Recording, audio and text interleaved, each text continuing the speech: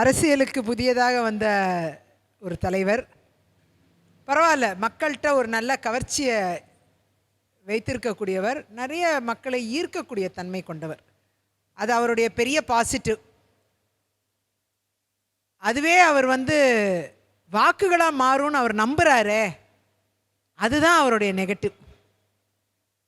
அதை மட்டும் அவர் சரியாக பண்ணிட மாட்டாரா அப்படிங்கிற ஆதங்கம் அவருடைய தொண்டர்கள்ட்டே இருக்குது. இதை தான் பார்க்க முடிகிறது.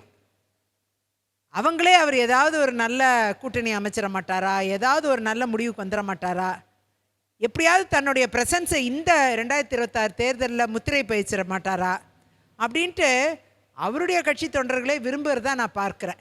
ஆனால் எந்த முடிவுக்குள்ளேயும் போகாமல் அவர் இருக்கிறது அவருக்கு நெகட்டிவாக போயிருமோங்கிறது அவங்க கட்சிக்காரர்களே நினைக்கக்கூடிய ஒன்றாக தான் நான் பார்க்குறேன். எங்களை தாண்டி அவர்கள் அவ்வாறு நினைப்பதாக நான் பார்க்கிறேன்.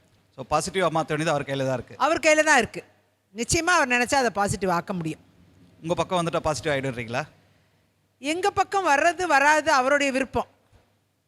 ஆனால் எப்படி பாசிட்டிவ் ஆகுங்கிற திட்டத்தில் அவர் தெளிவாக இருக்கணுங்கிறது என்னுடைய பார்வை. அதுதான் அவருடைய வெற்றி.